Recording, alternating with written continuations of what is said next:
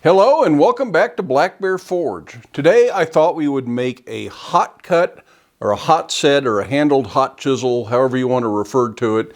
It's just a hot chisel with a handle to keep your hand out of the way of either the heat of the material or from the striker that's helping you work. These are really fairly simple tools, and for a tool with an eye in it, it's fairly small, so it's not too bad an eye to punch by hand. And we'll do all this at the anvil, even though I would typically do the drawing out portions under the power hammer. And to make this, I am going to use a piece of S7. That's a shock resisting tool steel. It really puts up with the abuse you get hammering on a tool, but it is also fairly heat tolerant, so it's a good choice for hot tools. This piece is 1 inch square, 4 inches long, which is about 25 millimeters by 100 millimeters long. Exact sizes aren't that critical. You find these in all sorts of sizes. First thing I want to do is find center of this. I want my eye roughly centered.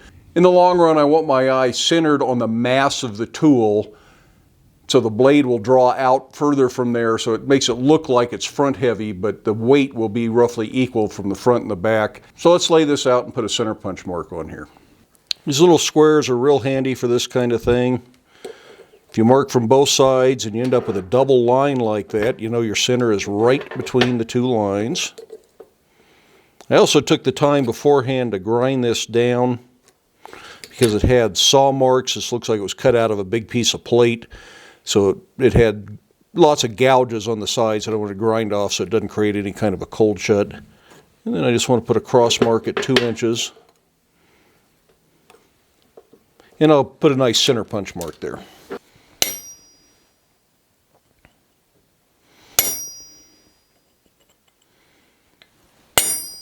Because I didn't get a very good punch mark cold, I'm going to deepen it a little bit hot just so I can find it better.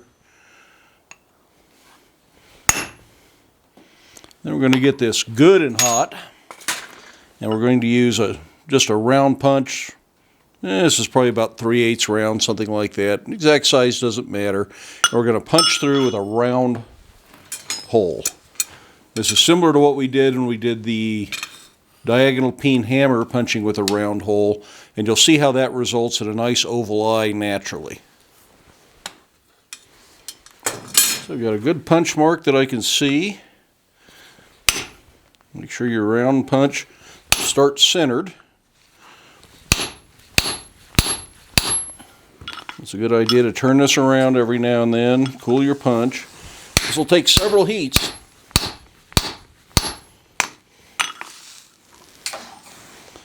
But you can do this entirely without drill press, power hammer, treadle hammer, anything but forge, hammer, anvil, and a round punch, which we made in an earlier video.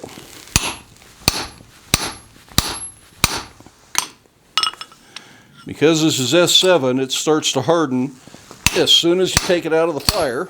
It's an air hardening steel. So no reason to torture yourself, get it back in the fire, but we're a fourth of the way through.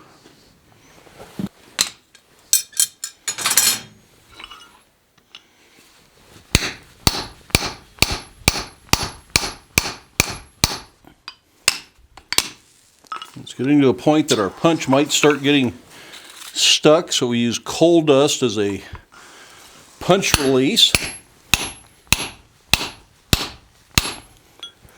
That can help lubricate the punch a little bit. But I also think the burning coal and releasing the gas and smoke just helps push the punch back out a little bit.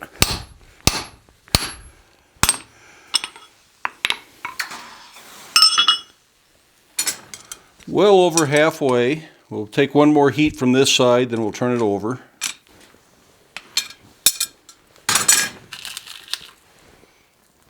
Coal dust, some chunks of coal,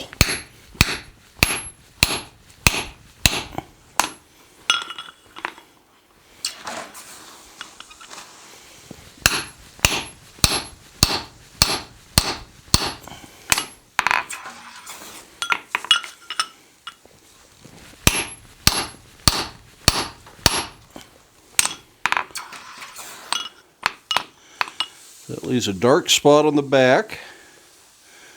And if we get right over that, we should be able to shear out a plug, or slug.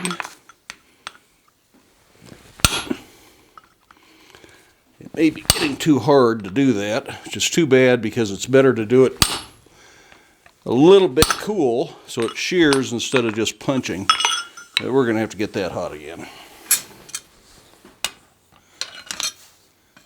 Okay, I can still see my mark from the last heat, so we can start right back here.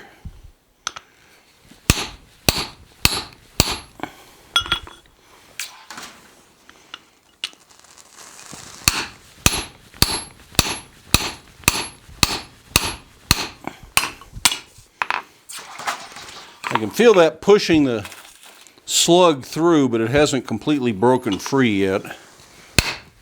But you can tell how easy the punch drives. There's our little slug.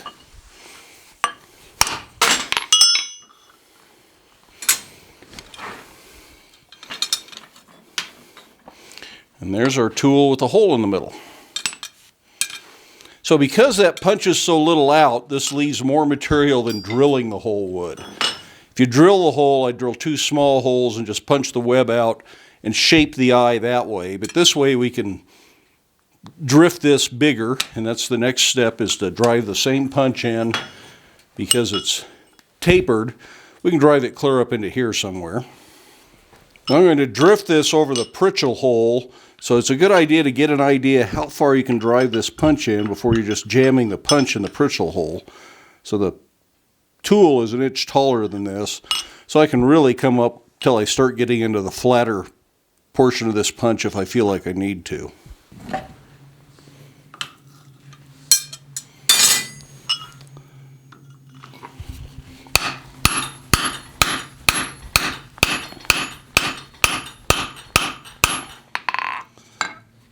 I promise how this round hole turns into an oval eye will make sense in just a few minutes. But because S7 gets so hard and hard to work so easily, I'm just going to keep reheating this and keep it as high a heat as I can to do this.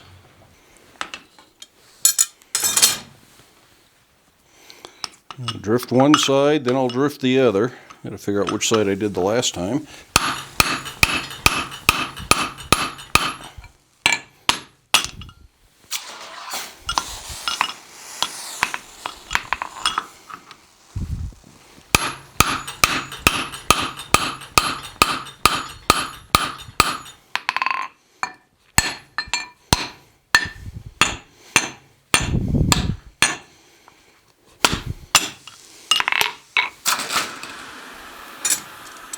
And if that drift or punch gets red hot, I would air cool it instead of water quenching it, because it is not a water quenching steel.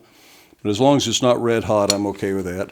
I want this to be considerably bigger before I worry about making an eye out of it.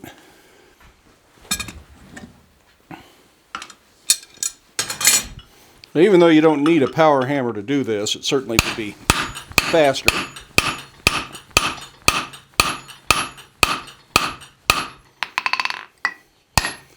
But you can see that this definitely gets the job done.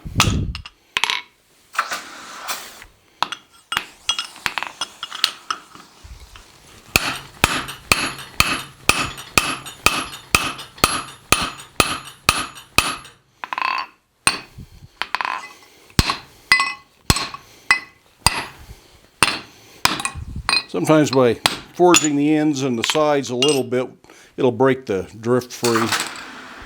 Keep things from getting stuck too badly. This is getting close to big enough. I think one more pass on both sides.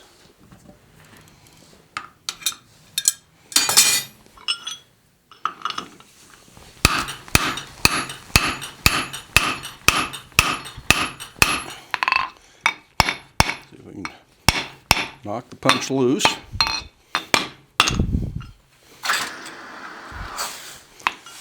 And one last time from the other side.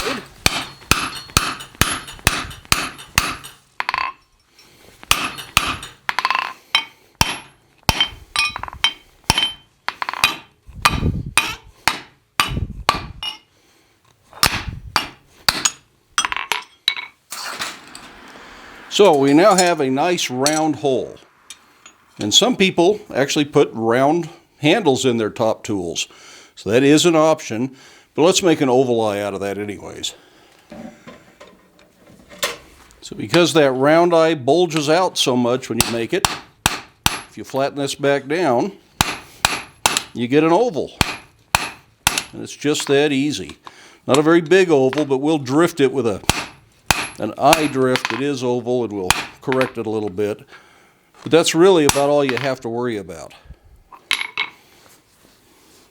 Next thing I want to do is start defining the struck into this a little bit, because it's fairly easy to get it in the right shape. Then we'll turn it around and do the chisel end. I'm just going to lightly taper this end. And this is as much for aesthetic purposes as anything else.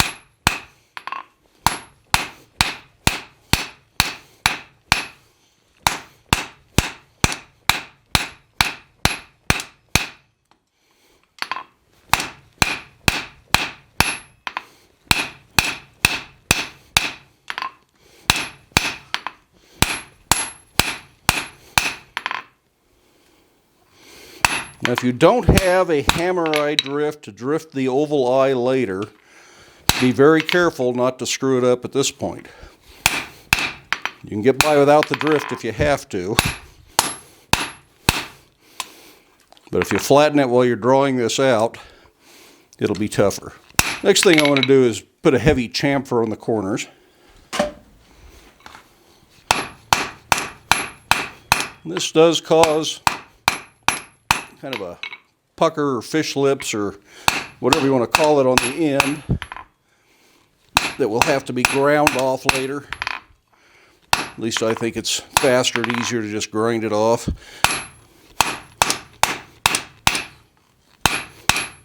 But if you don't have a grinder, you can stand it up and forge it, but again, that's going to mess up your eye. If you're working like this, it'll start to collapse the eye.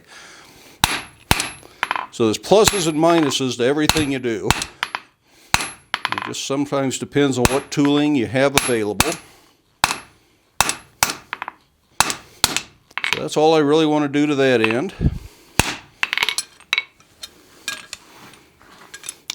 Now let's think about our chisel end here. Which way do we want it? We want it in line with the eye or perpendicular to the eye. Most hot cuts are in line with the eye, so they're in line with the handle. In fact, I don't think I've ever seen one that is crossways. I've seen some that are 45-degree angles.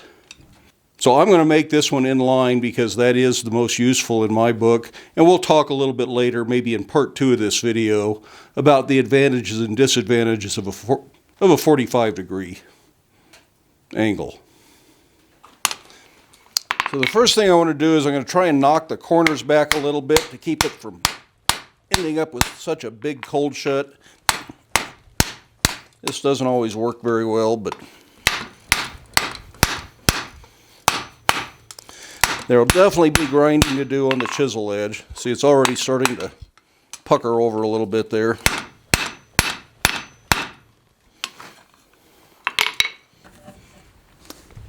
So now it's just a matter of drawing that chisel edge out. Again, try not to collapse the eye. I'll hold the eye back from the edge of the anvil. And I want to keep this side parallel, so I'll take it back flat.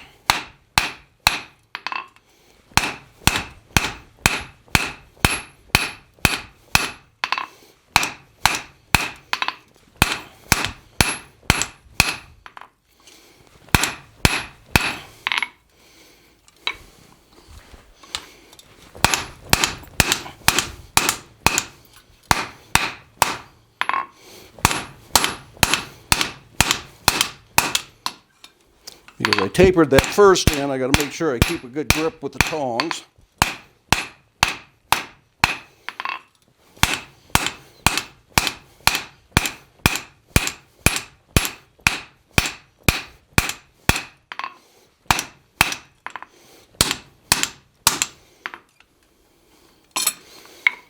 Also, try not to get it twisted as you forge it. Keep an eye on that.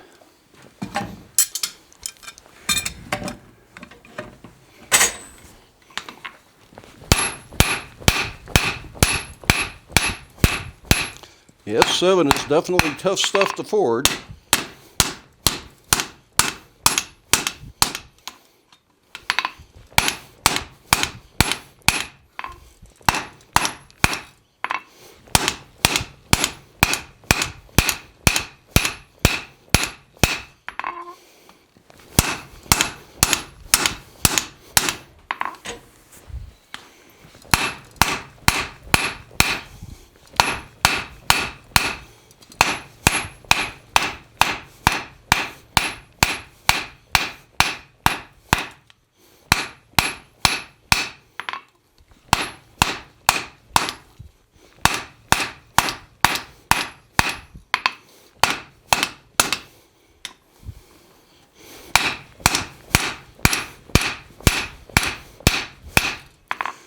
You just have to decide what shape you want your hot cut to be. I've seen a lot of them that aren't much more than this.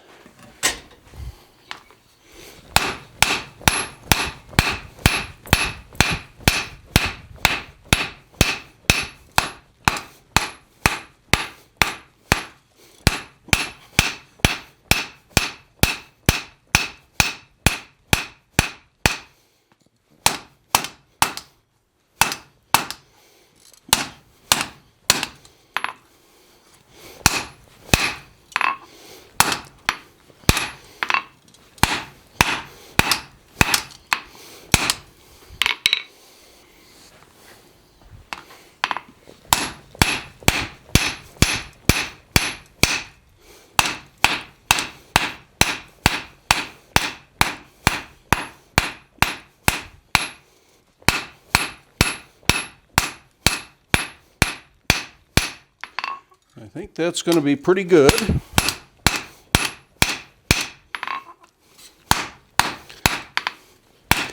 Now I would generally put a little bit of a waste in right in front of the eye and then draw the blade out skinny from there. But that's doing it under a power hammer. Doing it by hand, I think just the taper works out just fine. But you could fuller in and do that if you wanted to. And honestly, if I were making this tool because I needed it in my shop and we weren't doing a video about it, I would have done most of this under the power hammer. If I didn't have the power hammer available, I probably would have done some of the... If I didn't have a power hammer available, I would have made use of other hammers that would have helped draw this out faster and more efficiently, like the 3.5 pound rounding hammer or the 4 pound double diagonal peen hammer. But in this video, I want to illustrate that you don't have to have all this stuff. A single 2.5 pound hammer is the only hammer you need. You can do all this with a single round punch. You'll probably need a pair of tongs, or you can leave it on a long bar and cut it off at the very end. Mostly it's a matter of having the ambition to just get after it and do it and stick with it until you get done, or let it slow cool and come back to it tomorrow if you don't get it done the first day. For that matter, after we do a little straightening and cleaning up on this, I am going to cool it slowly, and then we'll worry about dressing it and grinding it, doing anything we need to prior to heat treat in a second video. So you don't absolutely have to have a hammer eye punch to do this. It does make a much neater and cleaner job of it. And this one is a commercially made cast ductile iron. I bought it off somebody on eBay ages and ages ago, so they are out there somewhere.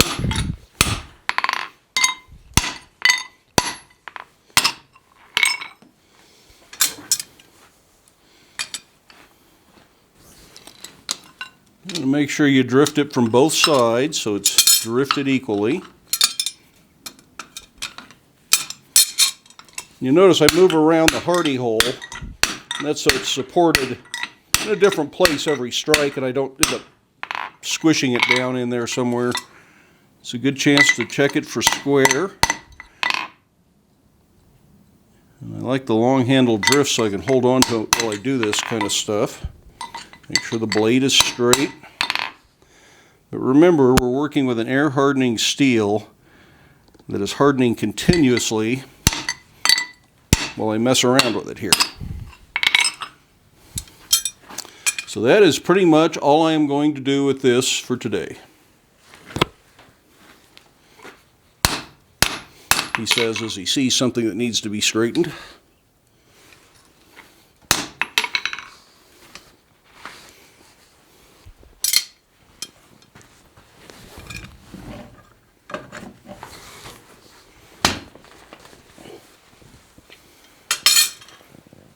Now, because S7 is an air hardening steel, we cannot normalize it like we would a lot of other steels by bringing it up to heat and letting it cool at room temperature.